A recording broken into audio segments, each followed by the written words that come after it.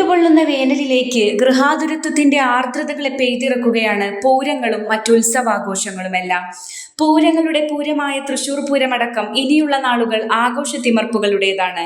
ഭക്തിയുടെയും ആഘോഷത്തിന്റെയും സമന്വയവേദികളായി മാറുന്ന ഇത്തരമിടങ്ങൾ സാമൂഹിക ഐക്യത്തിന്റെയും സാംസ്കാരിക കൈമാറ്റത്തിന്റെയും പരിപോഷണ കേന്ദ്രങ്ങൾ കൂടിയാണ്.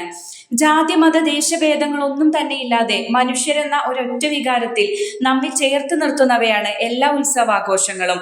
പല കാലങ്ങളിൽ, പല ദേശങ്ങളിൽ, പല രൂപങ്ങളിൽ വ്യത്യസ്തങ്ങളായ ഉത്സവാഘോഷം നിലവിലുണ്ടായിരുന്നു. കാലത്തിനും കാലാവസ്ഥയ്ക്കും അനുസൃതമായി ഇന്നും ഇവ നിലനിന്നു പോരുന്നു.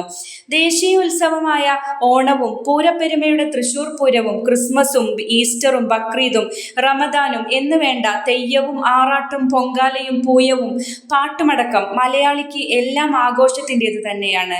ഇവയെല്ലാം വ്യത്യസ്ത മത സാമുദായിക ഗണങ്ങളുമായി ബന്ധപ്പെട്ടവയാണെങ്കിൽ പോലും അവയ്ക്കെല്ലാം അതീതമായി എല്ലാ മാനവ സമൂഹങ്ങളെയും കൂട്ടിയിണക്കുന്ന ആഹ്ലാദത്തിന്റെ കണ്ണികൾ കൂടിയാണ്.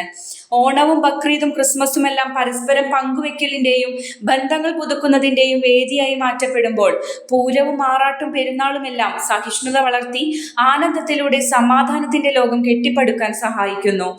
ഉച്ചനീചത്വങ്ങൾ വ്യാപകമായി നിലനിന്നിരുന്ന കാലത്ത് പോലും ജാതിമത ചിന്തകൾക്ക് അതീതമായി ഇത്തരം ഉത്സവങ്ങളിൽ കേരളത്തിലെ സമസ്ത ജനങ്ങളും പങ്കുകൊണ്ടിരുന്നു.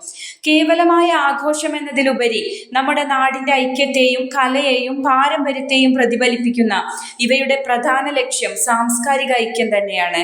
മതസ്ഥാപനങ്ങൾ കേന്ദ്രീകരിച്ചുള്ള ഉത്സവാഘോഷങ്ങളിൽ പോലും ഭക്ഷണ വിതരണം അടക്കമുള്ള കാര്യങ്ങൾ വേർതിരിവുകളില്ലാതെ ജനകീയമായാണ് നടത്തിവരാറ്. മനുഷ്യ മനസ്സിന്റെ ആന്തരികമായ നന്മയാണ് ഇവിടെ ദൃശ്യമാകുന്നത്. മഴയുടെ അതിജീവനം ആവശ്യമുള്ളതിനാൽ തന്നെ വേനൽക്കാലങ്ങളിലാണ് ഉത്സവങ്ങളും മറ്റാഘോഷങ്ങളെല്ലാം നടത്തിവരാറ്. കടുത്ത ചൂടിനെ പോലും വകവയ്ക്കാതെ ആളുകൾ പൂരലഹരിയിൽ ആരാടുന്ന കാഴ്ച നമ്മെ അത്ഭുതപ്പെടുത്താറുണ്ട്. ഒരുമയുടെ ലഹരിയാണ് ഇവിടെ പടരുന്നത്. ചൂടും തിരക്കുകളും എല്ലാം ദാരുണമായ ചില സംഭവങ്ങൾക്ക് കൂടി ഇത്തരം വേദികളെ സാക്ഷിയാക്കാറുണ്ടെങ്കിലും ഇവയെല്ലാം തരണം ചെയ്ത് ശാസ്ത്രീയവും ചിട്ടയുമായ നടത്തിപ്പുകളിലൂടെ സമാധാനപരമായ ഉത്സവ നാളുകളെ നമുക്ക് സ്വപ്നം കാണാം.